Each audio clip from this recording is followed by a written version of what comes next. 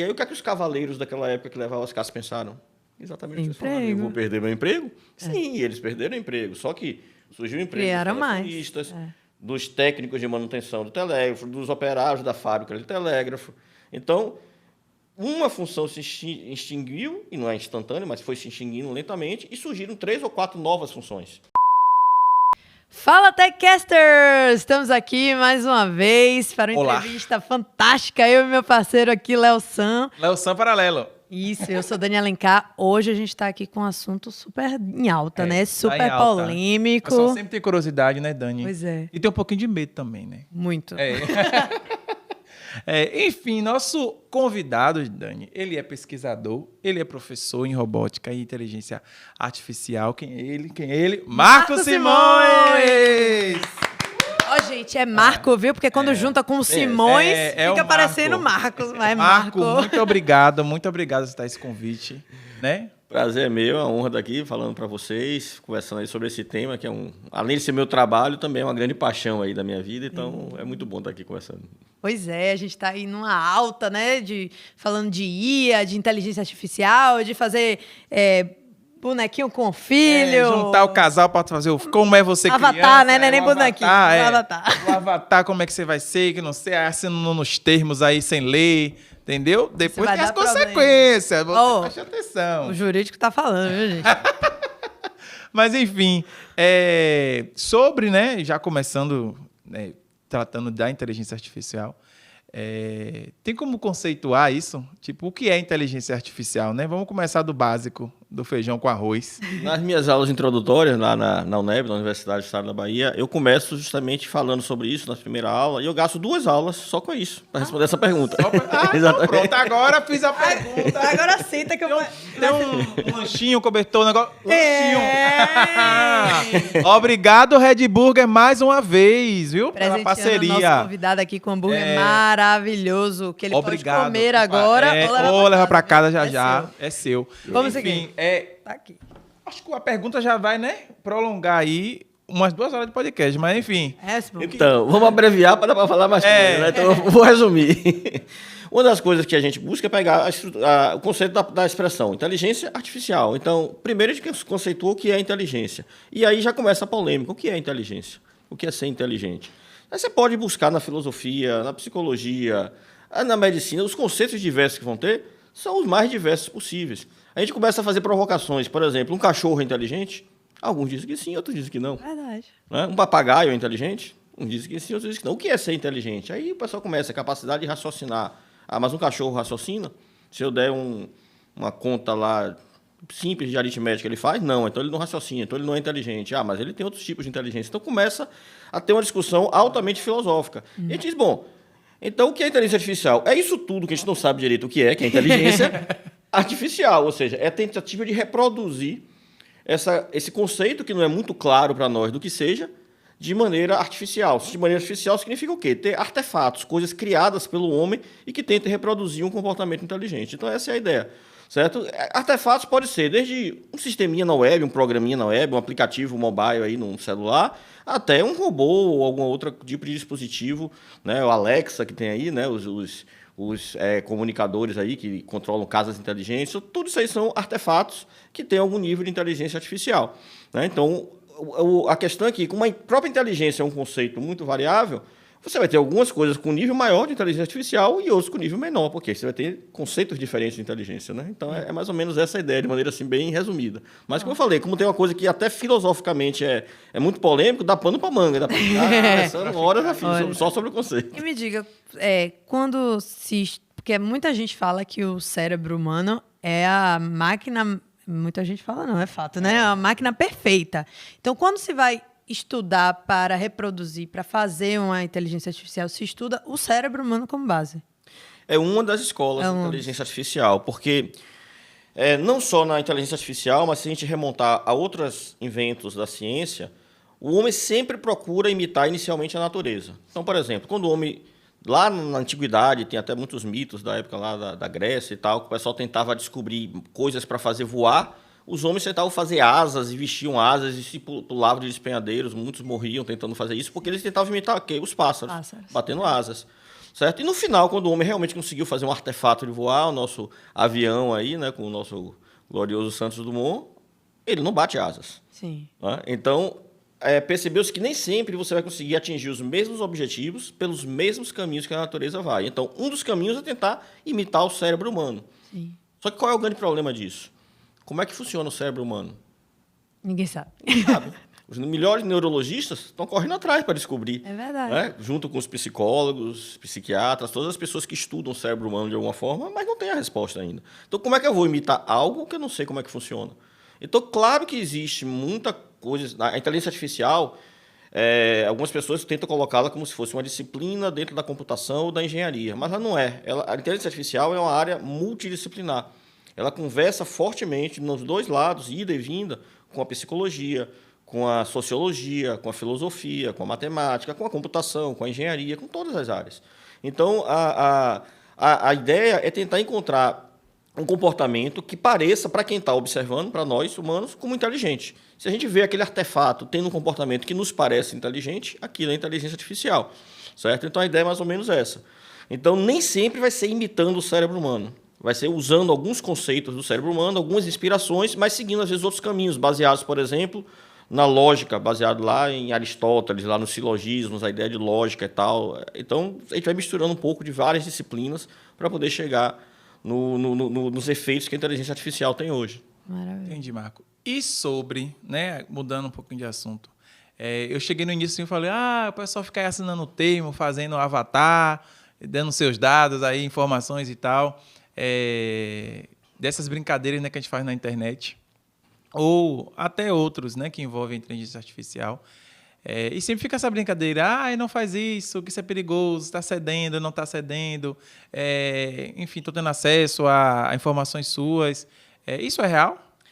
Sim, isso é uma questão que até, na verdade, antecede a questão de inteligência artificial. Antes mesmo disso, várias vezes que a gente entra em sites, ou até quando instala um programa no computador... Aceita cookie. Aceita sem ler o que está aceitando. E, às vezes aparece uma tela lá gigante, com um monte de coisa. Você rola para baixo... Não lê nada e aceita. Pega, tá doando rim ali, não está sabendo. Então, exatamente. Então, isso daí é uma questão até de direito, né? Não assine nada sem ler. Não, as pessoas... Bom... você pediu para eu assinar um termo aqui. Eu li. Eu sempre leio, assim, entendeu? Mas tem muita gente que não lê, não lê nada que assina. Já não fazia isso fora da tecnologia. No mundo, o cara chega no banco, aí o gerente do banco, assina aqui, vem com um negócio com 10 páginas, o cara só vem para assinar onde? Passa para a última página, assina. Vai rubricando e assina. Você confia no banco assim, velho? Eu não confio. Entendeu? Então você tem que ler. Né? Então, isso daí é uma coisa que antecede a questão da tecnologia, mas na tecnologia está muito presente, porque é até mais fácil, que é só uma tela que vem, é mais fácil ainda você rolar e clicar, muito mais, e concordar. Então, isso daí é uma questão de você ter consciência do que você está autorizando ali, né? Então, isso é fundamental, independente de qualquer coisa, né? Porque tem tido filme, a gente viu agora, por exemplo, Black Mirror, né? Que fazendo, não sei se você assistiu, o Léo deve ter assistido. Eu assisti. Tem um episódio que tem um filme acontecendo simultaneamente com que a vida da pessoa está acontecendo. E ela fica, meu Deus, como é que isso aconteceu de manhã e já está numa suposta Netflix lá, né? Como é que eles estão fazendo isso? E aí descobriu-se que ela tem todas as informações, ela cedeu as informações sem saber das feições dela, da vida dela, dos dados da vida dela. Não é nem feições, é dos dados. E uma atriz cedeu a imagem. E aí o conflito é que elas querem, no final, parar, né, de ceder isso e não podia mais. Não consegue. Nenhuma podia mais deixar de ceder a história e nem ela, a atriz, poderia deixar de ceder essa imagem, né? E aí eu lembro também do caso daqui do Brasil, né, que não é fictício, que foi de... Maria Rita com Elis Regina, que deu a propaganda do automóvel. Sim. E aí isso repercutiu também, né? Tá rolando, acho que um processo, inclusive, em razão disso. Alguém da família não gostou. Da imagem, assim. Inclusive, ficou um negócio surreal de perfeito, assim, né? É surreal, né? Como o trabalho Existe um trabalho muito forte na IA para fazer essa reprodução de imagens, não só imagens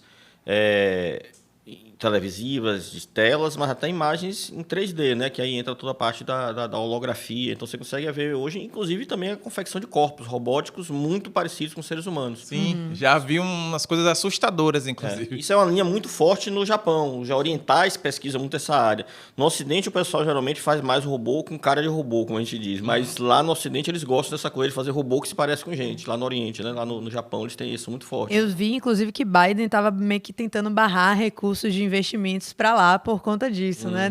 Sempre tem uma rixazinha. Então, para lá não desenvolver tanto, os Estados Unidos menos, ele está querendo barrar os investimentos lá por conta disso. Eles são muito Interessante fortes. que quando nós projetamos há coisa de uns 8 anos atrás, nosso primeiro robô de serviço, que foi o primeiro robô nesse tipo no Brasil que disputa uma competição de robótica de serviços, a gente fez uma parceria com um grupo de pesquisa da nossa universidade, na área de design, para fazer a identidade visual do robô. E aí eles foram pesquisar e foram estudar e disseram, olha, tem uma linha muito forte, que é a linha mais predominante aqui no Ocidente, que diz que robô tem que ter cara de robô, justamente para não assustar. Porque o robô que parece demais com o ser humano, ele termina assustando. As pessoas começam a confundir com o humano e chega um momento que as pessoas se assustam. Poxa, esse negócio é muito esquisito, né? Porque aquilo ali não é vivo, mas parece vivo. Então fica uma coisa meio assustadora, né? Como vocês mesmo colocaram aí. E aí tem uma linha. Eles disseram, não, a gente vai projetar um robô que tenha a cara de robô, para poder não assustar. Então eles fizeram todo um design pensando nisso daí, usando esse como um dos fundamentos, né? Porque é realmente polêmica essa questão de você pegar a imagem da pessoa e, inclusive, como vocês colocaram, a pessoa vai morrer em algum momento e aquela imagem vai estar lá, como se ele estivesse vivo, e às vezes com comportamentos que se assemelham muito a quando ele estava vivo. Então você começa a ter algumas coisas aí que mexem com muitas outras coisas, né? Não é tão simples, não é tão trivial, né? Eu acho que o meu assistente Aya viu o que a gente tava falando, porque ele já bipou aqui. Já tá. Já tá tipo, Olha assim, oi, vem. oi, filha, vem aqui dar um oi. Foi mesmo, 5 novas funções do chat GPT apareceu aqui pra mim. Deus é mais. Verdade. Não, velho, eu vou embora. Verdade. Ixi, eu tô com medo. Depois eu olhei achando que era a Pri, não era não, era ele aqui querendo falar comigo. Inclusive, aproveitar, né, pra falar sobre o chat GPT, né? Assunto da moda. Rapaz, Dani, eu fiquei com medo agora. Oi. Rapaz, Bipou rapidinho. a gente já tinha falar sobre isso, era a pauta. Mas o negócio já apitou ali, mas vendo? enfim. Chat GPT. Eu achei maravilhoso, confesso. Aí, É um negócio massa. Você pergunta assim, um cara. umas te perguntas dá- bestas, mas a gente Pergunta quer besta, perguntar. o cara vai lá, responde tudo. Mas, ao mesmo tempo, acaba não interferindo em várias coisas, né? Em construções de trabalho, em construções de pesquisa, em trabalhos desenvolvidos, né, da própria inteligência humana. Na talvez, né, formação de aprendizado das crianças. das né? crianças, Também. das pessoas. Enfim, a sua opinião sobre, assim, né, o chat GPT. Você acha que é uma ferramenta, enfim, né, dentro das limitações dela? Assim, várias ferramentas criadas já ao longo da história da humanidade, elas podem ser usadas de várias formas. Pro Né? bem ou pro mal? Por exemplo, a fusão nuclear foi inventada e tem uma série de utilidades benéficas, inclusive na área de saúde, na área de geração de energia, etc. Mas um dos primeiros usos que fizeram foi criar uma bomba atômica. Exato. Então, como eu falei, são as mentes que estão por trás e principalmente que tem o dinheiro que financia as pesquisas que vai dizer para que lado vai. O ChatGPT é uma ferramenta que, dependendo de como seja usada, ela pode ser utilíssima, pode ser uma ferramenta extremamente interessante, porque se tem uma coisa que hoje as pessoas usam muito, são justamente os chats, independente de ser ChatGPT, que é o quê? São esses atendentes virtuais. No WhatsApp, às vezes você entra lá e você vê que é uma aplicação que está lhe respondendo. Sim. Liga para empresa, para banco, para qualquer outra coisa que você liga, para que vai precisar de ajuda, de suporte, quase sempre ser atendido hoje por uma máquina. E, geralmente, com uma qualidade de atendimento muito ruim, ela não entende o que você fala, ou ela lhe oferece coisas que não é o que você quer fazer. Você fala as palavras, né? Palavras-chave, aí ela escuta a palavra e saco. O ChatGPT veio para ser um passo adiante, além disso, para você ter realmente um dispositivo de interação automatizado com quem você consiga dizer livremente o que é que você quer e ele consiga entender, ele dar uma resposta minimamente inteligente que você pelo menos se sinta respeitado. Não você perguntar, eu quero falar da minha conta e ele vir lhe oferecer um seguro, falar qualquer besteira, mas às vezes acontece. Será que não é de propósito também? Também tem também. Eu acho que a ideia, não sei, não entendi. Toma aqui um finge que segundo, não você entende. quer? Aí você, não, ele sim, pronto, já contrato. Tem o viés também. É possível. Mas o ChatGPT ele é um modelo chamado Large Language Model, né, que, na verdade, é um conjunto de teorias que significa você poder treinar um dispositivo de inteligência artificial com vários conteúdos de linguagem que ele pega principalmente na internet. Então, a fonte do ChatGPT é a internet. Então, ele lê sites, blogs, ele pega conteúdos diversos da internet e, com isso, ele monta uma estrutura de linguagem que ele consegue ter sinônimos, ele consegue ter várias alternativas, consegue combinar palavras de uma maneira que faça sentido. Ele tem uma forte base de estrutura linguística, né, gramatical, para ele conhecer bem a estrutura sintática das linguagens e tal. E aí, com isso, ele consegue, de fato, juntar as bases de dados, de palavras, de textos, de construções, com a estrutura de linguística que ele tem lá, no modelo interno dele, e aí, com isso, ele consegue gerar frases realmente que parecem frases naturais. E aí ele consegue gerar grandes textos e tal. Muitos são misturas de coisas que ele andou pegando por aí. Inclusive das coisas que a gente pergunta para ele. Quando a gente, por exemplo, quando você está conversando com o ChatGPT, você pode discordar dele. Aí ele vai ser sempre educado, ele vai dizer que tudo bem, ele vai lhe perguntar então o que é o certo, aí você vai dizer, aí ele às vezes ainda lhe rebate. Você consegue ter um debate com ele. Mas ele consegue ser alimentado dessas informações que a gente está digitando, então tudo que eu estou escrevendo... O que é que você acha que ele é de graça? Existe uma filosofia que diz o seguinte: quando alguma coisa é de graça, o produto é você. Entendeu? Então você que está alimentando ele, você está treinando o ChatGPT. Eu vou viver dentro de um buraco, numa caverna. Depois desse episódio aqui, vou viver dentro de uma caverna. Mas é porque é meio inevitável, né? É uma coisa, é o que eu digo, as pessoas estavam reclamando muito disso do ChatGPT por conta do aprendizado das crianças, né? Porque, criança de qualquer idade hoje está com o celular na mão. E é incrível como elas já nascem expert no negócio, né? Menina, incrível. Aí, obviamente, vem uma atividade da escola, sem o papai e a mamãe ver, tcharará, responde e acabou. Não precisa ler o livro todo, né? Pra quê? Se tem um resumo. Procurar o que é. Não, eu lembro que a gente tinha que ler para lembrar a parte que onde é que tinha, para poder entender. Pra fazer um ficheiro no livro. Não, que nada. Para achar a resposta para aquela questão, vou ter que ler o parágrafo todo, não. O sinal de alerta, só para avisar a galera que está empolgada com esse uso do ChatGPT. Aí vem ele. O ChatGPT já foi usado para criar algumas ferramentas que detectam se um texto foi gerado pelo ChatGPT ou por um humano. Ele diz aí, quanto galera. por cento de conteúdo natural ou artificial tem no texto. Se você pegar um texto feito no ChatGPT e colocar nesses aplicativos que usam o próprio ChatGPT para alimentá-los, ele vai dizer, olha, isso aqui tem 90% de chance de ter sido gerado por um modelo de... Aí, professores... Mas rapidinho. Tem várias ferramentas Mas dessas. eu já conversei com os demoninhos dos anos 2000. Os demoninhos dos anos 2000 diz que tem um site que reescreve o que o ChatGPT... Tipo, Meu aí Deus fica do tentando céu. camuflar, entendeu?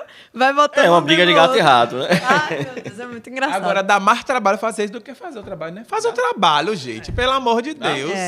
Faz o trabalho. Eu sei que vai ter vários erros. Não, esse aqui foi humilde, guerreiro, tem até erro. Mas é isso, é difícil lutar contra. Eu acho que o que, não sei como você pensa, você sendo professor, mas o meu ponto de vista é, quanto mais rápido os professores entenderem que isso está acontecendo, mais fácil eles vão procurar outras alternativas no sistema educacional. Então tem que aceitar e dizer, e aí, a gente vai fazer o que com isso? Vamos incluir isso e vamos arranjar outras ferramentas. De repente, por exemplo, eu estava testando o ChatGPT, pedi para ele fazer uma conta de um financiamento de um imóvel, tipo, só vendo para ver se dava certo. E ele não conseguiu fazer.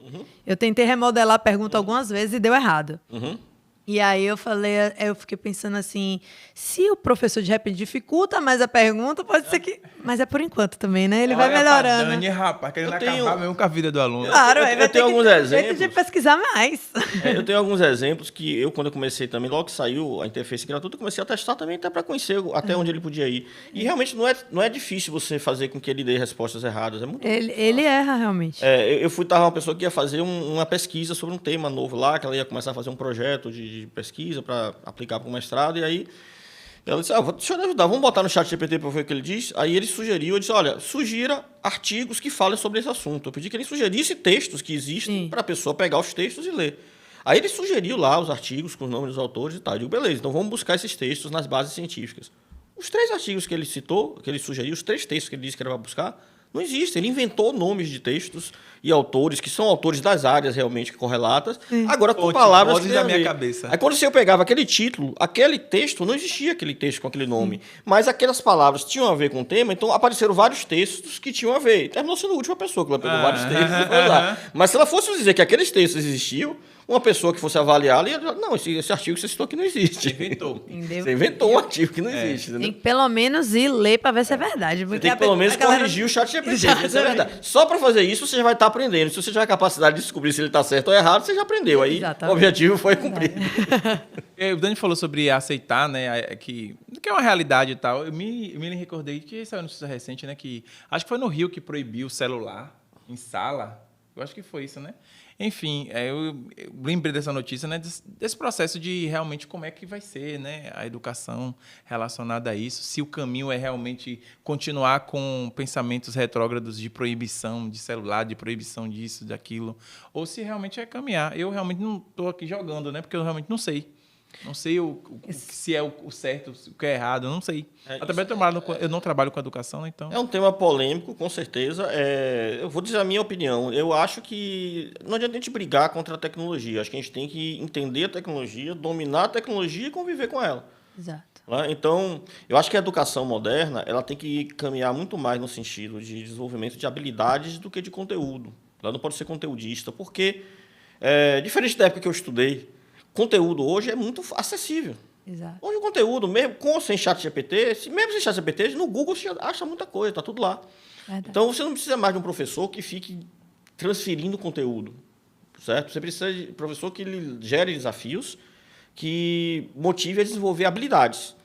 Porque habilidade você não aprende lendo, você não aprende ouvindo alguém falar, você aprende fazendo e alguém lhe orientando, corrigindo e lhe ajudando a aperfeiçoar até que você consiga ganhar uma certa autonomia com aquela habilidade. Então eu acho que as escolas e as universidades precisam ser atualizadas para ser menos conteudistas e mais desenvolvedoras de habilidades. Eu acho que nesse momento a tecnologia só vai ser aliada quando você não estiver preocupado em checar conteúdo e sim desenvolvimento de habilidades, aí eu acho que a educação não tem nada a perder com a tecnologia. Show de bola. É isso mesmo. Porque na época dos nossos pais, né? Provavelmente, eu não sei na sua época também, mas tinha que gravar a tabela periódica. Na nossa época, a tabela periódica já vinha dentro da prova. Isso vai aos poucos mudando. É porque o sistema ainda tenta, né? Travar um pouco. Mas Gravar um pouco. não tem que... Mas eu ainda vejo que melhorou algumas coisas. Mas, por exemplo, eu tenho filhos ainda de idade escolar. Eu vejo que muitas vezes meus filhos têm que decorar coisas que eu digo assim, não faz sentido decorar essas coisas, entendeu? Até algumas coisas melhoraram, mas não todas. Até porque eles proibiram o celular. Na minha época, eu já proibia o celular em dia de prova, por exemplo. Já não podia nem ir para a escola em dia de prova com celular. E se já tivesse, eles já queriam dar 0 no dia de prova. Mas aí inventaram relógio. Aí proíbe relógio. Aí daqui a pouco já tem o Glass, né? A Apple criou, o Google criou. Aí daqui a pouco um óculos de leitura normal tem tudo escrito por dentro. Lente. E assim as coisas vão indo. Vai dizer o quê, meu filho? Fica em casa, nem venha mais, que tá tudo proibido. Entendeu? Então, realmente eu acho que por essa sua teoria foi ótima. Eu gostei. Realmente. Já aproveitando o gancho, né, de professor, você é professor, né, falando de educação e tudo mais, professor da universidade, né, do estado da Bahia. E dentro desse universo de dar aula, né, a gente chegou a comentar um pouquinho antes aqui sobre inteligência artificial, de ter aula sobre isso. A Dani fez, já tem aula aí. Existe? Existe aula Começou disso aqui. agora? Começou agora, Eli. Começou agora para você que não tem acesso, né? Mas existe, então, aqui em Salvador, né, um curso que, né, fala sobre... As pessoas podem se interessar e aprender sobre robótica e inteligência artificial. Inclusive, robótica, a gente vai tratar desse assunto em específico também, que a gente está falando só de inteligência artificial. A inteligência artificial hoje, ela não tem, digamos assim, um bacharelado, uma faculdade de inteligência artificial aqui em Salvador, aqui na Bahia. Na verdade, é uma coisa que está começando a surgir no mundo. No Brasil, você só tem um curso que é em inteligência artificial, faculdade de inteligência artificial, que é em Goiânia, na Universidade Federal de Goiás. Certo? Eles, inclusive, vão estar apresentando esse curso aqui, que eles são um dos patrocinadores do nosso evento agora, o Robótica 2023, que a gente vai falar mais adiante também. Exatamente. Eles vão estar aqui em Salvador apresentando o curso deles, que é o primeiro do Brasil em inteligência artificial, que é a faculdade em inteligência artificial, mas hoje ela está presente não só aqui em Salvador, como em vários cantos do Brasil, do mundo, dentro de cursos de ciência da computação, de sistemas de informação e de engenharias. Principalmente engenharia elétrica, área de eletrônica, o pessoal tem bastante a questão da inteligência artificial também. Então, esses são cursos que você tem de nível de graduação, onde você começa a ter contato com a inteligência artificial. Mas é um contato bem preliminar. Geralmente, você tem 1 ou 2 disciplinas de inteligência artificial, né, que dá para você ter uma noção bem introdutória. né? Eu tive contato, quando eu fiz graduação, não se ensinava nas universidades inteligência artificial, né? Pelo menos em nível de graduação. Eu fui ter contato quando eu fui fazer mestrado há 20 anos atrás, né? Então, eu fiz mestrado na Universidade Federal de Pernambuco, e lá eu tive, pela primeira vez, uma disciplina de inteligência artificial, e aí foi Já amor à chamava primeira assim? vista. Já chamava assim. Tá vendo? E aí foi um amor à primeira vista, né? Uma coisa que eu não conhecia, porque eu não tinha estudado na graduação, aí eu gostei. Meu mestrado nem era em inteligência artificial, era em outra área, a área que eu atuava mais, a área de redes de computadores, mas aí eu peguei uma sacada, conversei com o orientador, olha, eu gostei muito desse negócio de inteligência artificial, eu quero fazer um mestrado em redes, mas que use inteligência artificial. E aí ele fechou, ele formou e fizemos um projeto com isso. E desde então, quando eu terminei o mestrado, eu retornei para Salvador, eu comecei ensinando em algumas universidades particulares aqui, e o pessoal já, vendo minha formação e o trabalho que eu já fiz no mestrado, já me colocou para começar a ensinar algumas disciplinas optativas de inteligência artificial ou de nomes similares. E aí, quando eu entrei na UNEB, em 2005, o pessoal disse, você vai ensinar inteligência artificial para histórica, e eu, desde lá, venho ensinando inteligência artificial. Então, só daqui que eu ensino inteligência artificial tem desde 2004, mais ou menos, para cá. Então, já tem, quantos anos aí? 20 anos, mais ou menos, né? Quase 20 anos, 19 anos. Só que eu ensino inteligência artificial, mas já existia antes, porque se tinha alguém já ensinando quando eu fiz o mestrado lá há 23, 24 anos, porque já tinha antes também. Na verdade, quando a gente vai estudar, depois que a gente começou a estudar literatura, a maioria das coisas que se usa hoje em inteligência artificial foram criadas de maneira mais teórica, sem ter ainda condições de fazer na prática, nos anos 60, 70, então é uma coisa que é antiga, né? O primeiro cara que falou, sem usar o termo, sobre o que a gente hoje concebe como inteligência artificial, é um cara que é chamado como um dos pais da computação e da própria inteligência artificial, que é o Alan Turing, né? Um cientista inglês, e ele, nos anos 50, ele escreveu um artigo onde ele fez algumas previsões. Ele disse, olha, até o final desse século, naquela época, o século XX, uma máquina vai ser inteligente o suficiente para jogar uma partida de xadrez contra o campeão mundial de xadrez do mundo humano e vai ganhar. E, claro, quando ele falou disso em 1950, as pessoas ridicularizavam, chamavam ele de louco, ele era meio criticado, né, e pela sociedade por diversos motivos. E aí, o que acontece? Ele acertou, né? Em 1996, aconteceu um grande projeto, que foi chamado Deep Blue, que jogou contra, na época, o campeão de xadrez mundial, que era o Garry Kasparov, um russo, e venceu. Foram 7 partidas, né? O Kasparov venceu a primeira, o Deep Blue venceu a segunda, e depois tiveram várias partidas empatadas, até que acho que na 7ª, se eu não me engano, aí o Deep Blue venceu, e venceu a série.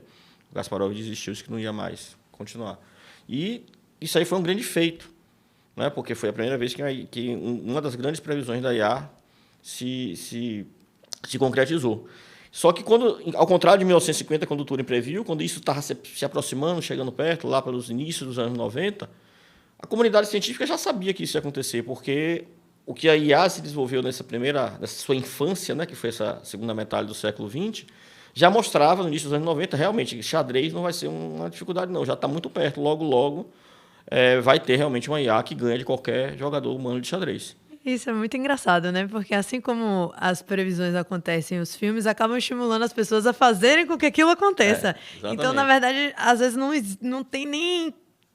Ninguém nem pensou, tipo, os Jacksons, todo mundo fala, né? Os Jacksons já tinha telemedicina, já tinha chamada de vídeo, já tinha esteira rolante, já tinha... Isso. E ninguém imaginava aquilo tudo, era totalmente surreal. E aí alguém deve ter visto aquilo e falou, rapaz, eu vou fazer. Vou fazer que isso aí. Negócio aí. Não, olha, você tinha um robô que trabalhava dentro de casa e tal, tudo isso aconteceu de fato, entendeu? E eu sempre brinco que a minha geração pegou uma mudança absurda. A minha de Léo, a gente tem 30 anos, né? Eu cheguei a fazer... 29. É porque... Pô, alemão, pausa dramática. Era eu, meu filho. A gente faz 30 esse ano. 29. Até que o relógio... Entrou no ano, já tem 30. Não, tem quase 5 meses ainda aí. Mas a nossa geração... Eu cheguei a fazer trabalho no disquete. Sério? Juro. Como é, amigo? Você não fez, não? Tá me chamando de velho, é? O povo vai assistindo. O que é disquete? Bota no Google. Eu fiz no CD. Disquete eu não sei mesmo. Mentira. Não. Eu juro por Deus. Mentira, não. Usei não, disquete não. Meus alunos que entram na universidade hoje, eles não sabem o que é disquete. Não sabe. Eu fazia trabalho no disquete. Eu tive aula com transparência, né? Imagine aquilo, a luzinha acendendo, a professora trocando a transparência. E saí no 3º ano com lousa eletrônica. Entendeu? Tipo assim, nossa geração foi muitas coisas. A gente passou. Léo não, né? Foi no disquete, foi no pendrive, foi na nuvem, foi no Shopping. CD, foi no. Tinha até mini CD, lembra os da Coca-Cola? Sim, Pequenininho. mini CD, eu lembro. Então, a nossa geração pegou. Meu Deus, e você lembrou disso, mini Claro, CD, né? eu colecionava. A nossa geração pegou uma virada muito. E agora, a geração de agora, eu acho que eles nem ligam nem tanto quando acontece alguma coisa. Porque tá tão. É tudo muito rápido que, tipo, é isso? Tá bom. Tipo, o chat GPT, não sei se foi uma grande coisa pra eles, entendeu? Já nasceu com WhatsApp, já nasceu nasceu- com arquivo mandando é rápido, isso. já nasceu com resposta Já- rápida, com a internet acessível. Isso, falando com um computador que responde que é, tipo assim, sei lá, vai ligar pro iFood, deu problema, fala com um atendente virtual. Não tinha o chat GPT, mas já tinha atendente virtual. Então, não sei se pra eles foi uma grande coisa, mas a minha geração é um surto coletivo. A gente pegou tudo, entendeu? É verdade. E tem algumas pessoas que têm uma dificuldade de acompanhar isso, né? Eu estava conversando com uma colega que ela está se mudando de outro estado para aqui, e aí chega aquela coisa, tem que alugar apartamento. Ela disse que a pessoa que está alugando apartamento para ela, aqui em Salvador, é uma senhora já idosa. Aí ela disse, não, você tem que dar um calção, mas eu quero um cheque. Ela, como é que eu vou arranjar o cheque? Ela disse, eu não dou um calção em dinheiro. Ela não queria em dinheiro, tem que ser um cheque. Chega pra ele e fala, como é amigo... no banco, para o banco me arranja uma folha de cheque. Ela só eu- quer Tá me chamando de Liz, é? Eu me lembro da maquininha do cheque. Você botava o cheque e passava aquele negócio para o cartão ficar impresso, pô. É isso mesmo. O cartão de crédito, na verdade, não era de cheque, não, era de cartão de Cartão de crédito. crédito, A é. maquininha Marcava não era o- eletrônica. marcava. Tem explicação, viu, gente? Por que o cartão de crédito fica em relevo as letrinhas? É por isso. Pra poder marcar lá. Tinha a uma folha de numeração. carbono e você passava e Tanto marcava. é que hoje nem vem mais. Os cartões mais novos não estão Os vindo mais cartões com ele, né? é o plástico. Não, é o difícil número até, às vezes, de ler o negócio hoje em dia, porque vem tudo Tá preto e você não enxerga nada. Marco, você falou, né, aproveitando o gancho anterior. Que teve a competição, robô. e aí de De robótica. xadrez, não. Sim, de xadrez. De xadrez e tal, e aí vai vencer daqui a um tempo. Aí eu pensei, numa pauta que é sempre as pessoas se questionam. Marco, eu vou perder meu emprego? Entendeu? Dani é arquiteta, eu sou advogado. Vou. Já perder nosso emprego? Como é? Esse negócio vai... vou botar uma pessoa que sabe administrar isso. Para que eu vou ter 5 arquitetos? Vai fazer um projeto maravilhoso. Só vou dar a metragem aqui do negócio. Ele vai fazer várias opções, vai dar ao cliente, vai Deixa vender, assim. vai mandar no e-mail. Ele aceita, o pedreiro vai lá, o pessoal já faz, pronto, acabou. Pedreiro, daqui a pouco tem uma máquina que imprime, ó. Vai chegar aqui no meio, vai explodir uma tinta. Não tem impressora 3D? Vai ser isso. Tá aí. bom. Vai pintando aqui, né? Essa é uma pergunta também muito comum, sempre me faz essa pergunta, e eu sempre remonto um texto, eu não consigo me recordar o autor do texto, que é um texto muito antigo que eu li, mas eu me lembro do principal, que é a história. Que ele conta a história que é o seguinte, lá no século XIX, a comunicação das pessoas era feita, pessoas que estavam distantes, tipo em outras cidades, era feita por carta. Então, você fazia carta e não tinha correio, carro, trem, nada disso. O pessoal dava carta para um cara que ia de cavalo. O correio era um cavaleiro que ia de uma cidade para outra, levando uma sacola de carta para entregar as cartas lá, as encomendas, né? As mensagens. Era assim que se fazia. Aí inventaram um tal de telégrafo. Telégrafo tal, que foi virando um telefone, tinha as centrais de telefonia, né? Então, o pessoal, eu quero falar com alguém da outra cidade, eu vou lá, boto a mensagem, a pessoa bota lá no telégrafo, transmite instantaneamente pelos fios, chega na outra cidade. E aí, o que é que os cavaleiros daquela época que levavam as cartas pensaram? Exatamente o que vocês falaram. Eu vou perder meu emprego? Sim, eles perderam o emprego. Só que surgiu o emprego Criaram dos mais. telefonistas, dos técnicos de manutenção do telégrafo, dos operários da fábrica de telégrafo. Então, uma função se extinguiu, e não é instantâneo, mas foi se extinguindo lentamente, e surgiram 3 ou 4 novas funções. Então, a tecnologia ela tem essa capacidade. Ela realmente extingue algumas funções e cria uma série de outras novas funções. Eu digo que essa questão do medo de perder o emprego da tecnologia ela está muito mais vinculado a uma questão de crise da educação do que da questão tecnológica. Porque nos países onde tem bons sistemas educacionais, as pessoas não têm medo de perder o emprego, porque, na verdade, as pessoas não querem nem fazer esses trabalhos que a tecnologia está extinguindo. Verdade. Você vai num país que tem um bom sistema educacional, as pessoas... Quem é que faz esses trabalhos que a tecnologia está extinguindo? Os imigrantes ilegais, porque quando ele consegue se legalizar, ele também não quer. Entendeu? Então, esse trabalho que a tecnologia vai realmente absorver é o trabalho que, nos países que têm bons sistemas educacionais, o ser humano também não quer mais fazer. Então, o que nós temos que preocupar é para chegar para os nossos governantes, para os nossos políticos, cadê o nosso sistema educacional que está aí atrasado, obsoleto, com todos os problemas que a gente conhece? Né? Então, a gente precisa insistir nisso, ter consciência crítica em relação a isso. Se todos nós tivermos acesso, né, toda a população da nossa cidade, do nosso país, tiver acesso a uma boa educação, nós vamos ocupar os milhares de cargos que vão ser criados, que estão sendo criados pela tecnologia. As pessoas que sabem trabalhar hoje com inteligência artificial, elas escolhem que país do mundo elas querem trabalhar e viver, porque está faltando profissional no mundo inteiro. Verdade. Falta profissional no mundo inteiro. Então, se a gente formar esses profissionais, ele não está preocupado com o trabalho dele lá de pedreiro, de coisa, porque ele nunca vai querer ser mais pedreiro, ele vai querer trabalhar com IA.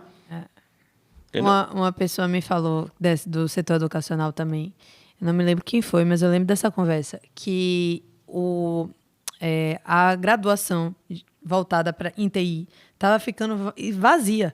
E ele não estava entendendo por que isso estava acontecendo, porque está fugindo de toda a lógica. Tá no hype total e as graduações ficando vazias. Uhum. Aí eles foram a fundo procurar saber, e na verdade era o seguinte, como tem poucas pessoas no mercado, os alunos que estavam na graduação, quando entravam para o estágio, acabavam sendo efetivadas sem nem terminar a graduação e abandonavam a faculdade. Uhum, isso acontece mesmo. E aí, por isso que estava esvaziando. Eu falei, meu Deus. Aí o cara é, tipo, da tecnologia... Voz da minha cabeça? Sem a graduação. Porque ele gostava do assunto. Aí ele gosta, ele vai se dedicar, então... Ele entrou na graduação, ele tinha alguma expertise, entrou na empresa, conseguiu suprir a demanda da empresa, a empresa efetivou, paga um salário bom, e ele vai voltar para a faculdade para quê? Aí ele fica se atualizando na própria empresa, entendeu? Isso e está esvaziando muito. Eu já vi acontecer algumas vezes na carreira aí, que são as chamadas bolhas, né? A gente acabou de viver uma bolha, estamos ainda numa reta dela descendente, mas ainda nessa bolha, que foi gerada pela Covid-19. A Covid-19 fez com que muitas organizações que ainda não tinham aderido ao mundo tecnológico fossem forçadas a aderir ou fechavam. Né? E isso gerou uma demanda por profissionais de TI muito maior do que o mercado oferecia. Então, qualquer um que sabia... Qualquer coisinha, entendeu? É mais ou menos, quando no mercado, lá, pegando para a área de vocês, no mercado de comunicação, qualquer um que sabia ligar um microfone era jornalista, era comunicador e podia entender, era mais ou menos, porque a demanda era muito alta, entendeu? É mais ou menos nessa pegada.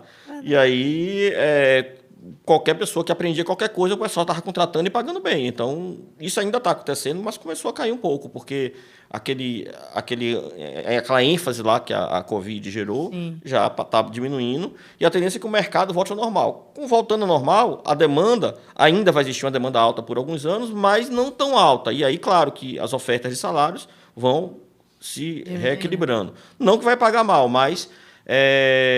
não vai ser mais os salários tão exorbitantes como o mercado de TI ainda está pagando. Né? E aí o que acontece? Já está acontecendo. Empresas, as grandes players do mundo, aí dá para falar, porque são grandes empresas como a Amazon, Google, Meta, essas grandes empresas. Pode falar o nome de todo mundo aqui. Essas grandes empresas que contrataram muita gente por causa da demanda da Covid, já começaram a demitir. E adivinha quem é que elas estão demitindo? Os novos que elas contrataram que não têm fundamentos, os caras que não estudaram muito, os caras que só aprenderam rapidinho ali pouca coisa para atender a demanda emergencial. E aí agora eu vou ficar com um profissional que tem um estudo maior, que tem uma graduação. Muitas vezes, graduação não, muitas dessas empresas contratam gente com mestrado e doutorado. Você vai em alguns sites dessas empresas, não querem nem aluno graduado, eles só querem mestres e doutores, porque eles fazem pesquisa lá dentro. Então essa galera que está aí... Achando que é fácil. Achando que saiu da faculdade porque o mercado estava... Volta a estudar, rapaz. Não fica achando que você vai conseguir ficar aí dentro desse ambiente, né? Tudo que vem fácil, vai fácil. Exatamente. São as bolhas. Isso passa, é sazonal, entendeu? Eu gostei desse ponto de vista mais do que do outro. Vou ficar com o seu. Pois é. Marcos, viu que me surgiu aqui uma pergunta direcionada, né? Faz uma conexão também com o momento político que a gente passou, né? De utilização da voz, né? A gente trabalha aqui, né, com comunicação que você falou. E isso também gera um pouquinho de desconforto, né? Às vezes a gente vê um áudio no WhatsApp de alguma pessoa famosa, de algum político falando algo. A gente fica, será que foi mesmo? Será que não foi? Isso às vezes se repercute, né, como uma questão negativa para ele, como a própria fake news, né, que é inclusive crime. Qual o limite disso, né? Existem mecanismos, já se pensa em algo para se limitar ou se identificar nessas situações, porque assim, a parte de vídeo, às vezes a gente percebe até que ali é uma produção realmente, vamos dizer, fictícia, né? Não é natural, não é a pessoa. Mas o áudio, velho... É perfeito. O áudio é loucura. Você acha que a pessoa está falando exatamente aquilo mesmo, entendeu? Inclusive, hoje, antes de vir para cá, essa notícia não foi Dani, maravilhosa. A benção. Olha, deixa eu contar uma coisa para vocês. Só é corno quem procura. Você não procure, você fica em paz, meu irmão. Você fica em paz, meu irmão. Não procure, não.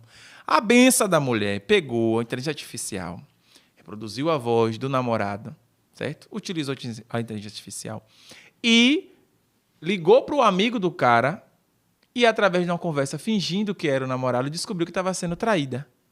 Aí, ó, só é corno quem fica procurando. Você usava a inteligência artificial para outra coisa, minha irmã. Eu vou dar... Fica traída, entendeu? Ainda fez vídeo, ainda viralizou. Viralizou Por na causa internet. disso. Eu vou dar uma dica, viu? Se você já tá disposta a fazer isso, é porque você já sabe que é corna. Já sabe.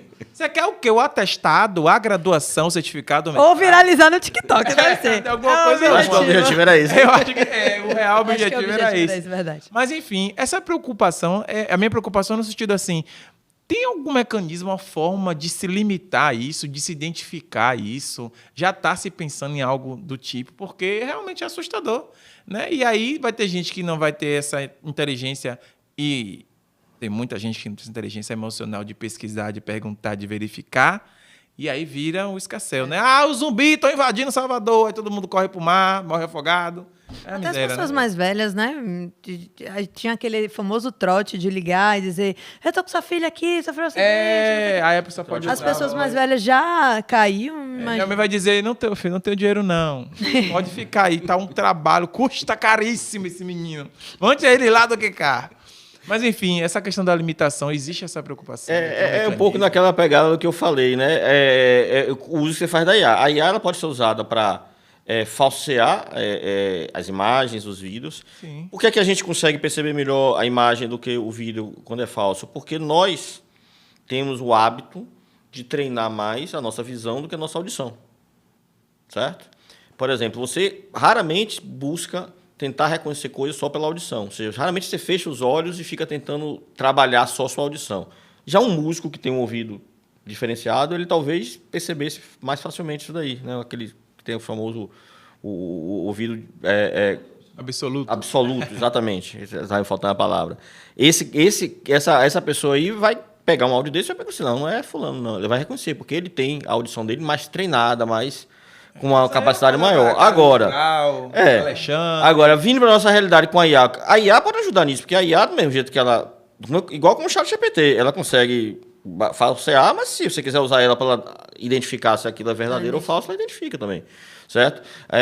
As ondas sonoras, elas têm um padrão próprio, cada um de nós tem uma voz com um padrão próprio, então você consegue ter uma espécie de identidade da sua voz, você consegue, fazendo um reconhecimento de sinais, identificar a identidade da voz de cada um. Certo? Você consegue, isso aqui tá diferente aqui, tem um ruído aqui. É a questão tá? da pessoa ter acesso a isso, né? Você tem que ter uma IA para isso. Acesso a isso, porque quem receber um áudio no WhatsApp, no no grupo dia a do dia, Zap, você não vai ter. Você não vai ter, Você vai exatamente. ouvir e dizer assim, não, aquele ali... Então, mas a tecnologia permite fazer. Agora, as pessoas, alguém quer fazer, tem alguém que tem interesse em fazer, se fizer, vai deixar isso gratuito? Provavelmente não. Então... Aí já vai ser mais um produto. Já tá né? acontecendo. É igual aquele rolê da farmácia, né? Ai, todo mundo tem a cura, mas ninguém quer, porque é interesse do pessoal da farmacológico não divulgar isso, ou não colocar dinheiro para que isso avance, porque isso dá grana. Aí fala do capitalismo, enfim. Eu acho que é mais por essa linha mesmo aí. Talvez Enquanto exista, isso, segue meu pai e minha mãe me mandando várias coisas. várias coisas você... Aham. É verdade esse bilhete, minha mãe. Acredite, pode acreditar. Não aguento. Ai, mas aqui vamos falar de robótica. Primeiro, Vamos mudar a pauta agora, né? falar de robótica. Aí depois eu vou voltar pra IA de novo, que eu gosto desse assunto. A gente eu volta. gosto desse assunto. Mas é porque eu tô... A cabeça aqui tá igual a sua, assim. teria ele pensando, né? Pensando. Robótica, quando você fala que tem um campeonato de robótica, eu imagino o quê? Robocop. Federation. Eu imagino logo uns robozinhos lutando. Isso? Tem mais coisa? O que é dar aula de robótica? É o que? Programar, fazer robô? como é, porque meu mundo é Parte limitado. Física, construir, Quais são os assuntos e como é esse campeonato? Pronto. Tem um link muito forte com a inteligência artificial que a gente vinha falando. Tá vendo? Elas voltam, gente, tá vendo? Ela tá sempre aí em todos os lugares. São muito fortes. Lembra da história do xadrez que eu falei? Sim. Então o pessoal tava já há uns 3 ou 4 anos dizendo, olha, isso vai acontecer a qualquer momento, a gente tem que pensar, porque o xadrez, depois que as pessoas perceberam que era uma coisa interessante, ele virou como o grande desafio da inteligência artificial no século XX. E aí quando o pessoal percebeu, esse desafio a qualquer momento vai ser vencido, o pessoal diz, a gente tem que pensar num novo desafio para o século XXI. E aí ficaram, durante 3 ou 4 anos, os principais cientistas do mundo que atuam na área da inteligência artificial pensando num novo desafio. E aí eles elegeram o futebol de robôs. Robôs capazes de jogar futebol de maneira autônoma. Não tem um menininho com controle remoto, não. Jogar sozinho. Já é assim? É. Maravilha. E aí, esse foi criado criado como um consenso para ser o grande desafio da IA para o século XXI. E por que o futebol de robôs? Porque todos os problemas que a gente tem hoje, por exemplo, a gente ouve falar muito de carro autônomo. Carro autônomo, para que eles funcionem numa cidade... É o Tesla, né? Esse é o carro autônomo? O Tesla é o elétrico. O carro autônomo é um carro, você entra no carro e ele leva, não tem motorista. Mas não tem um Tesla. Tem o Tesla autônomo, mas a principal carro-chefe da Tesla é o carro elétrico. Agora eles têm o autônomo, mas o autônomo é pesquisa. Jamais eu durmo. A galera dorme. Deita. Sem condições. Deita e dorme. Ana Maria Braga foi uma vez atropelada ao vivo. Então, isso hoje é experimental. Isso tudo hoje é experimental. Tem uns casos, né, que o carro acelerou e aí o pessoal porque isso começa tudo é protótipo experimental. Para isso funcionar de verdade numa cidade, uma das coisas que esses carros precisam fazer é que eles precisam combinar entre eles qual é a hora de cada um ir, eles precisam conversar aí entre todo mundo eles. tem que ser, então.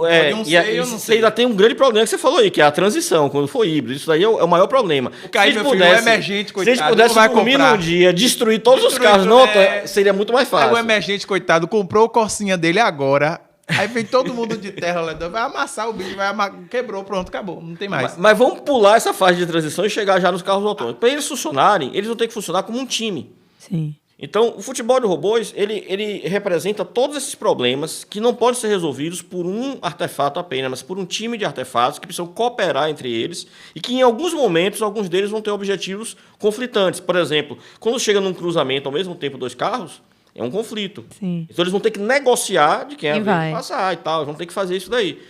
O futebol de robôs é um pouco isso, porque eu tenho 11 robôs de um lado, 11 robôs do outro, e eles precisam... cooperar em um time, mas tem objetivos conflitantes com outro time.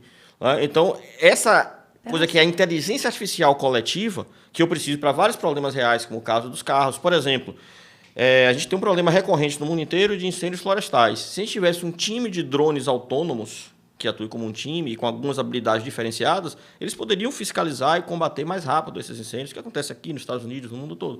Então, agora eles precisam das mesmas habilidades que os robôs precisam para jogar futebol. Então, é um problema que ele mapeia todos os desafios ainda não resolvidos pela ciência e que estão presentes em vários problemas na vida real. Por quê? O robô jogar futebol não tem nenhuma utilidade prática, é só diversão no máximo. Mas se a gente consegue fazer ele jogar futebol de maneira autônoma, como eu falei, sem controle humano, a gente consegue resolver esses problemas todos. Aí por isso que isso foi eleito como um dos grandes desafios. Além disso, tem outros fatores. As regras são conhecidas universalmente pela popularidade do futebol. Né? Fazer um robô para jogar futebol tem um custo bem menor do que você fazer um carro autônomo ou esses drones para combater incêndio, outras coisas do tipo. Então, é mais barato. Então, você pode fazer uma pesquisa de alto nível com um custo menor. Né? E aí foi que foi criado, em 96, a RoboCup Federation. É uma sociedade científica sem fins lucrativos e que começou a organizar competições inicialmente de futebol de robôs, desde 97. Né? Então, a gente já tem mais de 20 anos de competições. E, ao longo dos tempos, eles foram agregando outros desafios. Então, hoje, você tem a RoboCup, tem uma competição mundial, que acontece todos os anos. Né? É itinerante, cada ano é num país diferente. Né? E tem as competições de futebol de robôs com vários desafios diferentes, porque o futebol de robôs, por ser um desafio muito complexo, eles criaram várias modalidades diferentes, com regras próprias. Mas o grande sonho que eles botam lá no site da RoboCup é, até a metade desse século, não sei se vai dar certo ou não, fazer um time de robôs humanoides. O que é um robô humanoide? Um robô que tem uma anatomia semelhante de um ser humano. Tem cabeça, tronco, braços e É o pés. que assusta a gente. Mas não precisa ter a cara, não. A cara pode ser de robô, para botar que é robô. Agora o corpo parece o de um ser humano. Não é um robô, sei lá, parecendo um ET, uma coisa esquisita, não. Um robô com anatomia humana. Porque um robô ele pode ser um carrinho com rodas, ele pode ser um robô cachorro, pode ser uma aranha. Esse é um humanoide, que a gente chama de robô que tem a anatomia de um ser humano. Então a ideia da RoboCup é fazer um time de robôs humanoides que possa jogar contra o campeão do mundo de humanos da FIFA lá e ganhar a seleção campeã do mundo até metade desse século. Então esse é o sonho que tem lá. Se vai dar certo. Eita. Vem cá, o robô vai dar carrinho? Hã? Porque Vai dar um carrinho, quebrou a janela no meio, pronto, acabou. Hoje eles ainda não dão, mas esse é um dos problemas. Então, a ideia é como fazer os robôs jogarem de maneira leal, sem machucar os humanos, que é um dos princípios da robótica, e ao mesmo tempo conseguir jogar bem e ganhar. Não sei, sabe? Aí ainda. se os humanos souberem que não dá carrinho, vão dar carrinho no robô. Exatamente. E acabou. Aí não vai ganhar de jeito nenhum. Aí não tem como. Então hoje você tem vários desafios de futebol de robôs. Hoje tem robôs humanoides, mas tem também robôs com rodas. Tem robôs no simulador, que eles já simulam robôs dos próximos 5 a 10 anos. Então você tem várias modalidades que acontecem nessa Copa Mundial de Robôs. E aí aqui no Brasil, no início dos anos 2000, 2003, para ser mais preciso, criou-se as competições brasileiras de robótica para poder reproduzir em nível nacional a competição mundial. Alguns times brasileiros já participavam, mas muito poucos, e a ideia era, primeiro, difundir a ideia aqui no Brasil e também fazer com que mais times brasileiros pudessem participar da competição mundial, quando isso foi criado lá em 2003. Aqui em Salvador tá tendo muitas competições, campeonatos direcionados. Pronto, aí vocês perguntaram, uma das coisas que tem é a guerra de robôs. A guerra de robôs, ela é uma competição considerada de entrada, porque ela envolve muito mais o lado da engenharia do que o lado, por exemplo, da inteligência artificial.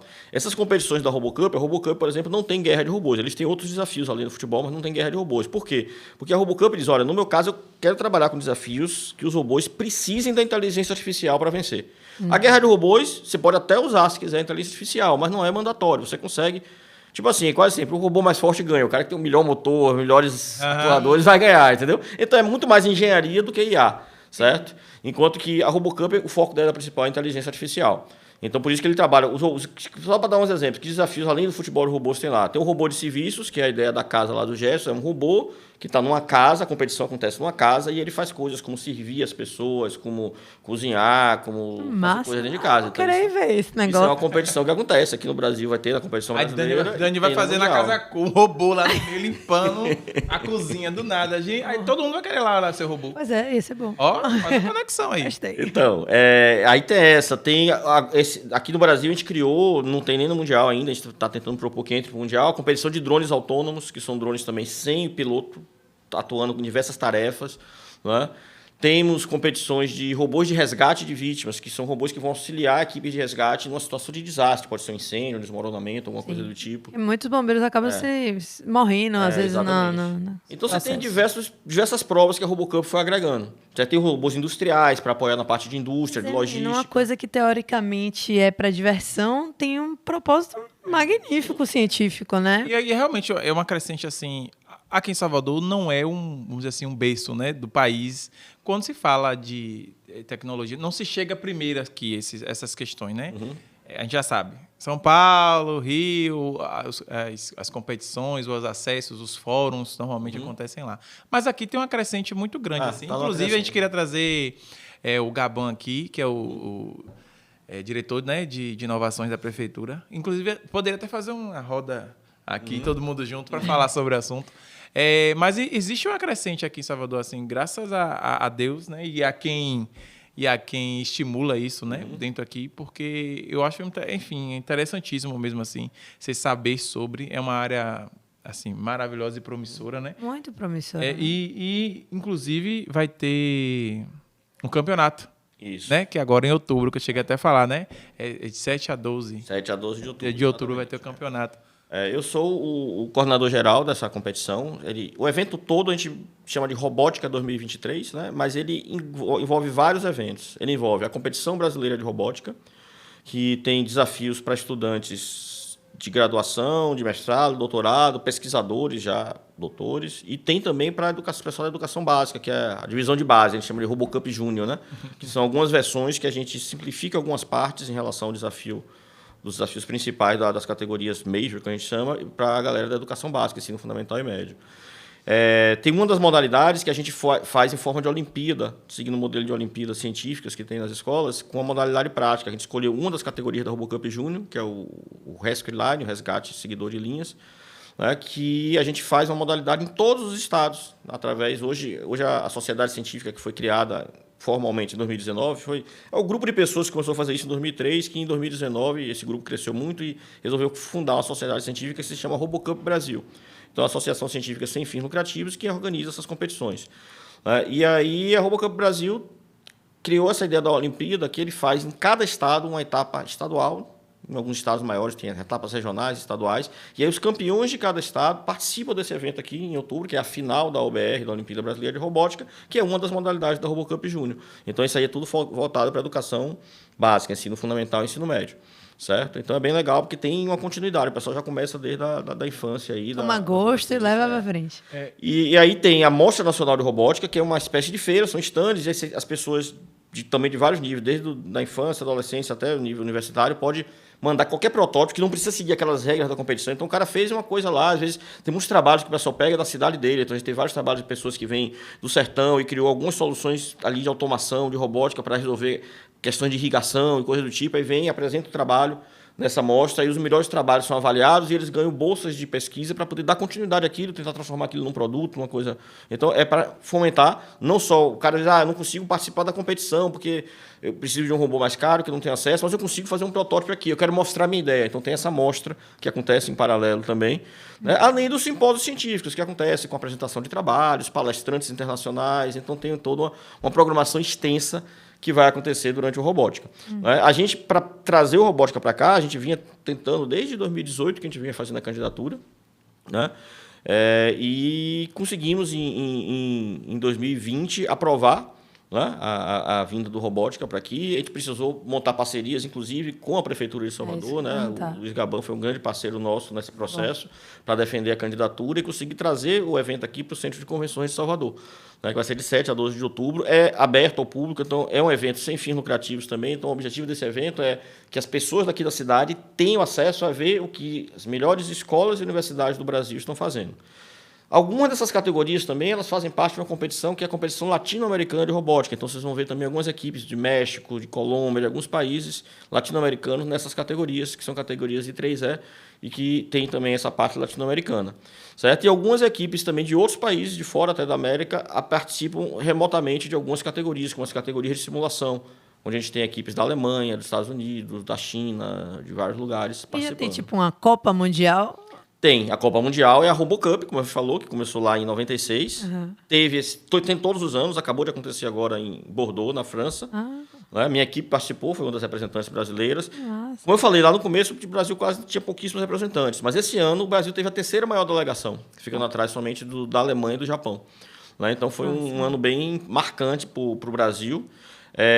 A nossa equipe participou de um dos desafios de futebol de robôs simulados, em 3 dimensões. Né? E ficamos em 5º lugar no Mundial, na competição de futebol, e conseguimos, no desafio científico, onde se apresentam as melhores propostas científicas, ficamos com o 2º lugar. Né? Além disso, outras equipes brasileiras tiveram resultados também importantes. Tem a equipe de Pernambuco, que foi campeã na divisão B da futebol de robôs de pequeno porte. Certo? Então, é um título também importante. Foram bicampeões, 2 anos seguidos que eles ganham o Mundial nessa categoria que eles disputam. Então, tem alguns times brasileiros já se destacando. Né? No ano passado, uma equipe da FEI, de São Paulo, foi campeã mundial dessa categoria do robô de serviços, da RoboCup at Home, né? Que tem um robô lá na casa fazendo serviços. E o professor que está liderando essa equipe de lá, que foi o campeão mundial no ano passado, foi um aluno nosso aqui da UNEB. Ele começou aqui no nosso grupo, participando dessas competições. A nossa equipe ela tem 17 anos já, que a gente completamos agora, no dia 1º de agosto, 17 anos, né, que a gente participa das competições e faz a formação desses alunos, e muitos deles já exercendo posições bem relevantes aí. E aí a gente conseguiu uma outra grande coisa lá na França. A gente conseguiu trazer para Salvador o Mundial de 2025. Mentira! Então, em 2025 teremos o Mundial em Salvador. Nossa, então, confirma a ascendência que você falou. Rapaz, tá arrasando, que demais. Deu trabalho, porque a gente tinha que convencer muitas pessoas. Eles estavam um pouco ressabiados, porque quando a gente apresentou a candidatura a primeira vez, eles vão Pra internet stalkear. Onde é Salvador, o que é? E aí, quando você vai pesquisar isso na internet, só vem violência, tiro, morte, não sei o que. Aí eles perguntaram pra gente, é seguro fazer a RoboCup aí? Porque a RoboCup vem pessoas de mais de 50 países. Tem muita gente, por exemplo, da Ásia, que não tem a cultura de visitar o Brasil, nem as Américas. Sim. Mas eles vão amar. Quando é que vai ser? Entendeu? Aí, no verão. Vai ser no verão. Diga eles que os melhores jogos que tiver da Copa do Mundo de futebol foram aqui. A gente usou a Copa do Mundo e a gente usou, inclusive, a parte de segurança da Copa do Mundo. A gente pegou as estatísticas de segurança da Copa do Mundo, que funcionou certinho, mostrar para eles.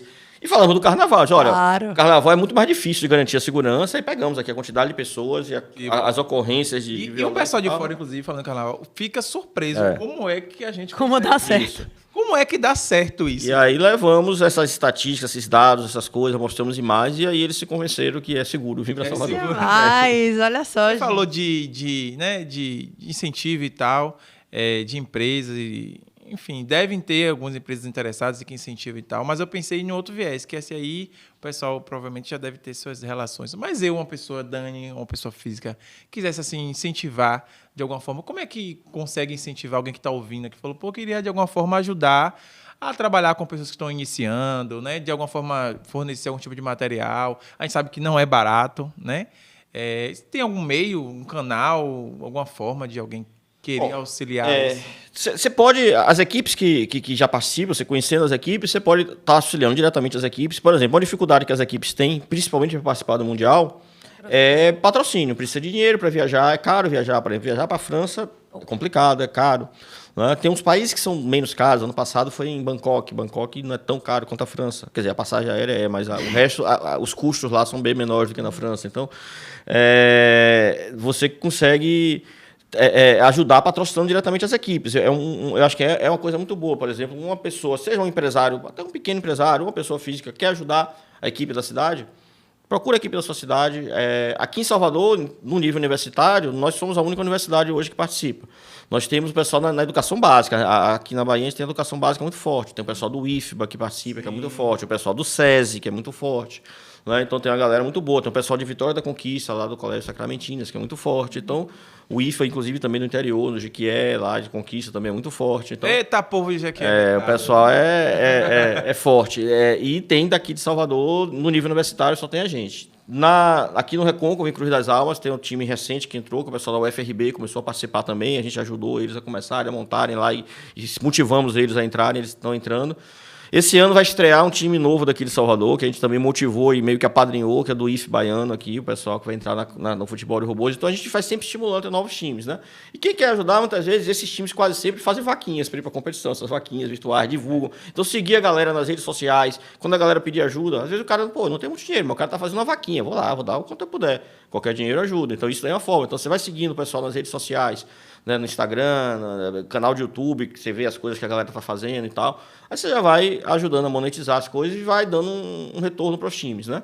E tem o espaço do próprio evento, que também precisa de patrocínio. Hoje a gente tem já quase todos os patrocínios fechados, ainda tem, acho que 1 ou 2 oportunidades de cotas menores de patrocínio, mas que também dão uma visibilidade boa. É um evento interessante, então até quem estiver ouvindo aí, que tem negócio local, pequenas empresas mesmo, pode ter interesse de fazer um patrocínio, de estar colocando sua marca no Robótica. É um evento que, por exemplo, no ano passado, que foi um ano considerado fraco, que foi um ano pós-pandemia, a gente estava voltando de 2 anos de evento virtual, e robótica virtual não é a mesma coisa, tem que ser ao vivo. A gente teve, pela medição da RoboCup Brasil, foram R$5 milhões em mídia espontânea. Então, os patrocinadores que associam a marca num evento desse, eles conseguem ter uma visibilidade boa. Sim. É um evento que sempre tem sessão na televisão durante o evento. Quando a gente fez o Mundial, que a gente vai trazer agora em 2025 para Salvador, ele só teve no Brasil uma vez, que foi em 2014, lá em João Pessoa. E mesmo sendo um período pouco depois da Copa do Mundo, ainda estava na efervescência de Copa do Mundo, foi um evento que teve inserção no Jornal Nacional, no Fantástico, em todos os programas, inclusive com inserção ao vivo. Então, dá uma visibilidade muito boa. Então, ser patrocinador de um evento desse é interessante. Né? Tem a população local que visita. A gente tem uma expectativa de ter um público rotativo aí, visitando o evento, em torno de 10 mil pessoas, baseado nas experiências de anos anteriores. Né? Então, é interessante. Quem quer apoiar a iniciativa pode estar apoiando tanto o evento, patrocinando o evento, prestigiando o evento, indo lá assistir, vocês vão ver coisas legais, divertidas, vai ter gente lá explicando o que está acontecendo, porque algumas coisas não dá para entender só. Não dá pra entender. Aí, tem que explicar o que é que está acontecendo, vai ter gente lá explicando o que é que está Então, acontecendo. até chat GPT, o que tá acontecendo aqui? E torcer para os times daqui, né? Os times da casa, né? E eu vou te dizer, foi muito bom essa explicação que você deu do que é a competição, porque quando você assiste, você é leigo, você não entende que tanta coisa está envolvida, você fala assim, é bobinho esses robôs brigando, bobinho esse jogo. Jogando futebol Esse ali, tão meio brincando. parado esse jogo, né? E você não entende quanta coisa tá envolvida. Então, essa explicação tornou para mim agora que só iria assistir Uma outra visão, uma né? outra visão, uma coisa muito mais empolgante, tipo, sei lá, enfim, das coisas que o robô vai fazer, você realmente pensar Do estudo que tira daquilo, né? isso, como aquilo pode extrair. daquilo. Exatamente. Mas uma coisinha, eu vou voltar pro IA, gente. Uma coisa me chamou a atenção. Você falou, os robôs lutam sozinhos, né? Aí eu lembrei de uma coisinha. Antigamente, eu não sei se tecnicamente seria IA. A gente dava o comando para eles fazerem algo de qualquer área da tecnologia aí. Hoje, a gente consegue ver umas máquinas aí conversando sozinha, fazendo coisas sozinha, direcionando coisas só. Inclusive, teve um evento aí da ONU que o bendito lá botaram um robô lá, inclusive com feição humana, que dá medo, que você falou, falando que ele governaria o mundo muito melhor do que os humanos. Se aquilo foi para assustar, ele conseguiu. Porque não foi para ajudar o negócio daquele. A pessoa dizer que governa o mundo melhor que os humanos. Me ajude a não pensar um terror por causa disso, porque é uma coisa assim surreal, né? Hoje eles conseguem, né, produzirem conteúdos, direcionamentos, enfim, sozinhos, né? Isso não é assustador, não? Isso parece assustador porque parece que eles estão criando, né? Só que eles não estão criando. Eles estão apenas pegando o conhecimento nosso, que tem lá nas bases deles de conhecimento, e meio que embaralhando, misturando e apresentando de uma forma que parece ser algo novo, mas não é. Fora que concentra várias informações de várias pessoas em um único ser. Exatamente. Aí isso fica com a cara que parece algo novo, mas não é. Entendeu? Então, Era uma roupagem ao Google. Tipo assim. Por exemplo, tem uma área de pesquisa que as pessoas têm buscado, mas que não tem resultados relevantes ainda, que é na área da robótica, onde o pessoal tenta estudar a IA e a robótica, buscando essa questão da criatividade. Eles hoje parece que criam, mas eles não criam, certo? E a parte de emoções também, tentando investigar como o robô pode ter emoções ou simular emoções de uma maneira convincente. Simular, às vezes, eles até conseguem, mas é uma simulação, ele não está tendo emoções. Então, essa parte de emoções e de criatividade ainda é um desafio bem engateando. A gente me parece que as coisas andando muito rápido. Tem me parece andando que rápido. 5 anos é muito tempo. 5 anos é muito tempo, a tecnologia anda rápido, mas eu não tenho visto, eu acompanho de perto essa parte que a gente chama de estado da arte, né? Até por ser minha área de atuação, eu não tenho visto evoluções grandes nessa parte da criação e das emoções. Eu vejo muita simulação. Sim. E, claro, baseado, o que aumentou muito foi a grande capacidade de tratar mais informação e informação não estruturada. Textos, áudios, vídeos, isso é o que a gente chama de informação não estruturada. Então, a IA hoje ela é capaz de tratar um grande volume de dados não estruturados.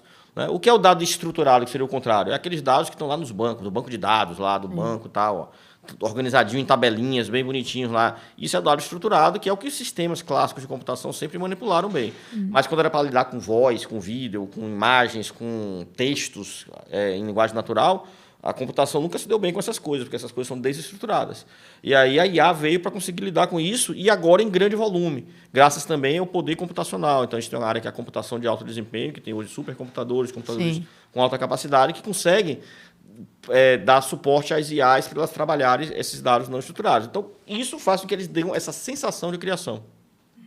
A OpenAI, que é a criadora do ChatGPT, bem antes, alguns anos antes do ChatGPT, ela tinha criado um outro aplicativo que foi um pouco nessa pegada também de deixar gratuito para a galera usar, até hoje está, que chama DALL-E. Não sei se vocês já ouviram falar. Ele é um aplicativo que tem no mesmo chat, quem se cadastra no OpenAI, se fuçar um pouco lá, acha o DALL-E. O DALL-E ele é um um aplicativo onde você escreve uma frase e ele cria uma imagem a partir daquela frase. Mentira, eu vou ter que testar hoje. E aí você pode, inclusive, pedir que ele crie... A imagem pode ser uma foto, pode ser uma imagem que você pode dizer, eu quero que seja tipo uma pintura a óleo. Ele vai aparecer um quadro, uma pintura a óleo. Você diz, eu quero que seja tipo um desenho animado. Eu vou ficar desempregada mesmo. Eu vou dizer, eu quero uma casa de cria 4 imagem. quartos, com banheiro, suíte. Errou, eu vou ser arquiteta, mas pra quê? Ele vai Eu desenhar. tenho usado dali, às vezes eu tô preparando aula, eu digo, eu queria uma imagem que tivesse tal coisa, eu procuro no Google, não tô achando, eu fui pedir pro Dali, ele cria a imagem pra mim, aí a imagem ficou massa, aí fica melhor do que essa que eu acho no Google, eu vou lá e boto, entendeu? Meu Deus do céu. Então- E eu fiquei pensando aqui na minha cabeça de que forma isso se linka com o metaverso, né? Que também é uma coisa que tem se falado bastante. Teve Metaverso é IA? Tem IA também por trás, mas não é só IA. Ele envolve também uma questão de realidade virtual, de você trazer a sensação da realidade para as pessoas que estão imersos naquele ambiente, né, a ideia da imersão. Para você fazer aquela sensação da realidade virtual, você precisa ter IA por trás, porque você precisa ter um nível de fidelidade ao real que a IA consegue trazer, porque você vai dar os dados reais para ela e a partir dos dados de como o mundo real é, ela consegue reproduzir o mais próximo isso daí. Que é mais ou menos o que o Dali faz com imagens. Eu peço para ele, eu quero uma menina com roupa vermelha comendo uma maçã num bosque, não sei quanto, ele vai me dar aquela imagem. surreal, gente. Meu Deus do céu. Eu vou ter que procurar outro emprego, eu já sei. Vai ser atualizado. Não, eu vou ficar aqui mesmo. Vou ganhar dinheiro só com o Tag Vou Cash. ficar só aqui, todo dia. É o jeito. A gente tá falando de medo, de terror, de emprego, mas tem uma parte boa também. Eu vi uma notícia falando sobre... Crispy. Eu esqueci até o termo técnico, gente. Desculpe, mas acho que é crispy. Que é justamente utilizar, né, a tecnologia a favor no sentido de sequenciamento genético, né? Ou alterar, ou eliminar algum gene, enfim. E aí também... Usado para medicina. Isso né? usado na medicina tem uma parte boa, né? Como você falou, tudo, dependendo da mão de quem está, pode ser positivo ou negativo. Você criou uma coisa pro bem. Mas é isso mesmo? Do que eu li, isso é real? Dá para fazer isso? É isso, porque o que é o DNA? O DNA ele tem uma sequência, né, de cromossomos, de proteínas que estão lá formando o que a gente chama da cadeia de DNA. Sim. Né? E um dos desafios a quantidade de combinações possíveis é muito grande, ou seja, não dá para uma pessoa, digamos, na mão, e até um algoritmo tradicional de computação levaria muitos anos para conseguir processar tudo isso. A IA vem para resolver e consegue fazer o processamento, o reconhecimento de padrões, para entender o que é que cada padrão significa, e a partir daí, desse conhecimento que ela traz para os geneticistas, eles podem dizer, isso que esse padrão representa, e aí a partir daí eles podem estar fazendo intervenções. Entendeu? Então, essa ideia de reconhecer os padrões de DNA é uma coisa que a IA veio realmente para ajudar a resolver, e com isso permitir que se façam intervenções, né?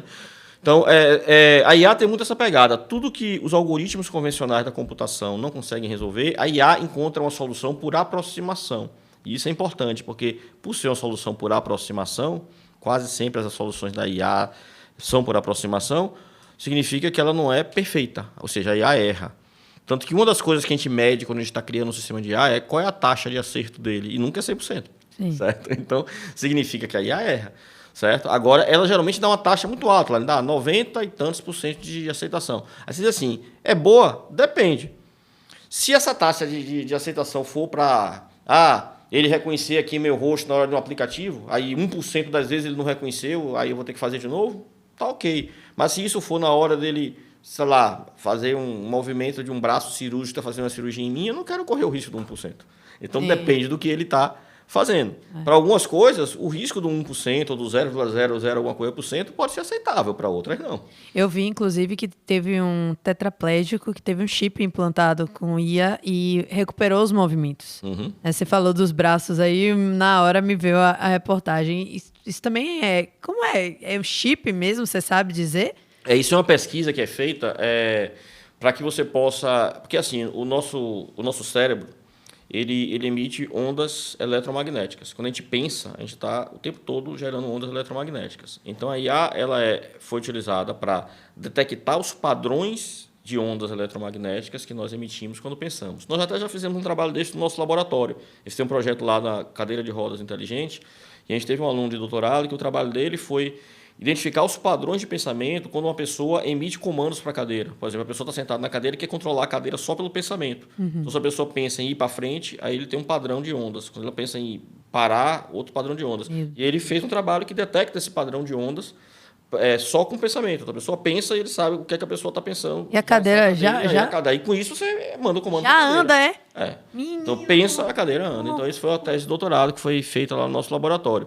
Então, dessa mesma forma, é o mesmo princípio que você está falando aí. Você identifica padrões que o cara pensa quando ele move, que o cara que é tetraplégico, ele ainda tem o pensamento dos comandos que ele dá para a perna, principalmente se for uma coisa acidental, né? Se não é uma coisa de nascença. Então, ele tem o pensamento todo do movimento ainda. Então, quando ele pensa no movimento, né, e aí se usa apoio de simulador, de realidade virtual, para poder estimular ele a pensar aquilo, detectar o padrão de pensamento, e aí você reproduz esse padrão de pensamento, e aí quando você tem um sensor que detecta aquele padrão, você pega aquele padrão e manda o comando para a perna robótica, e a perna robótica vai fazer aquele movimento que ele pensou. Então, o princípio, assim, em linhas bem gerais, é esse, porque, obviamente, isso é um negócio enorme para explicar. Você vê quanta coisa já existe, a gente nem sabe. Eu não sabia que dava para mexer a cadeira com pensamento, não, gente. Tô chocada. Achando que é só... Como é do X-Men, do professor? Pois é, menina. Exatamente. Poder da mente. Mas, enfim, Marcos, a gente está caminhando para o fim. Infelizmente, você viu que foi muito rápido mesmo. Inclusive, dá para fazer o do ponto 2, o ponto 3. Quando vocês quiserem, então as ordens. Para falar, com certeza, daqui a uma semana vai ter vários assuntos novos.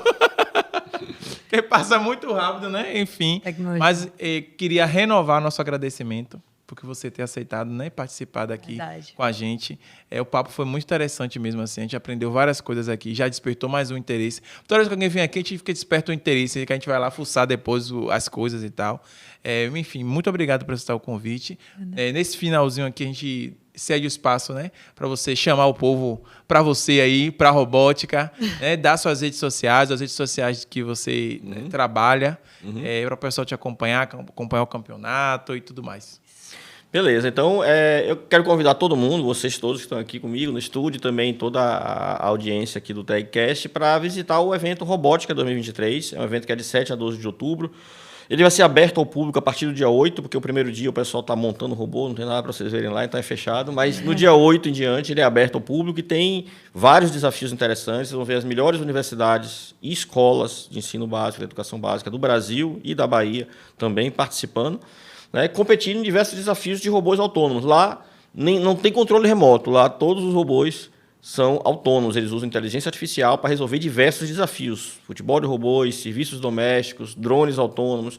Então, é muito interessante. A galera jovem que está, eu quero fazer isso e tal, tem os times da Bahia lá participando. Né? Se vocês quiserem, lá na UNEB nós temos o nosso laboratório, que é o AXO, né? O Centro de Pesquisa em Arquitetura de Computadores, Sistemas Inteligentes e Robótica, onde a gente desenvolve isso há 17 anos. Então, quem entrar lá na UNEB, curso de Sistema de Informação, de Física, qualquer um dos cursos aí da área de exatas, vai poder participar do nosso processo interno seletivo e ingressar na nossa equipe. Então, é isso. Tem um evento que eu acho uma oportunidade maravilhosa. São 15 anos que esse evento não vem em Salvador. A última vez foi em 2008. Né? Então, a gente tem uma lacuna gigante. Né? Temos os times locais para vocês conhecerem, verem as oportunidades de acesso, de entrar e fazer parte disso daí. Né? Conhecer um pouco do que o Brasil está fazendo, né? E um pouco do que o mundo está fazendo. Né? E daqui a 2 anos teremos o Mundial. Daqui para lá a gente vai passar por aqui de novo e te convida para o Mundial, certo? Tem Instagram? Sim, tem o Instagram. O Instagram da nossa equipe é BahiaRT_Team, TEAM. Né? E o da RoboCup Brasil, onde vocês podem ver as informações da competição, é o @RoboCup Brasil, tudo junto. E o da competição é o @CBRobótica. E você é altruísta, né? E o seu? O meu é o Marco Simões Bahia. Eu posto muito pouco no Instagram, a gente usa mais o da marca. Mas é importante o pessoal saber, né? Beleza. Sabe entrar em contato. Enfim, né? Obrigado, pessoal. Também, né? Tem que seguir a gente também, né? Pois é. Agora é nosso momento. Nosso momento de brilhar. Por favor, gente, mais uma vez, segue primeiro o TagCast, @TagCast, no Instagram, no TikTok, @tag.cast. Se inscreve também no canal, né? Ativa o sininho. A gente nem falou no iniciozinho, era para ter falado no início também. Gente, a gente tá aumentando os inscritos, né? Organicamente. Toda semana tem um inscrito novo e, a gente fica tão feliz. Vocês não sabem a alegria da gente, que é ver cada inscrito. Um, a gente verdade. comemora, chega no grupo assim, gente, mais um inscrito, mais um, enfim. Continue se inscrevendo, comentando, sugerindo pessoas para virem aqui como Marco. Temas, né? enfim, Exatamente. fica à vontade. Me segue lá no Instagram, @LeoSamParalelo. E me segue também, @DaniAlencar.arc, enquanto ainda temos arquitetas. Porque a Deus dará, né? Deus dará. Vai acontecer. Tchau, gente. Obrigado. Beijo. Até a próxima. Beijo no gordo. Uou. Fui.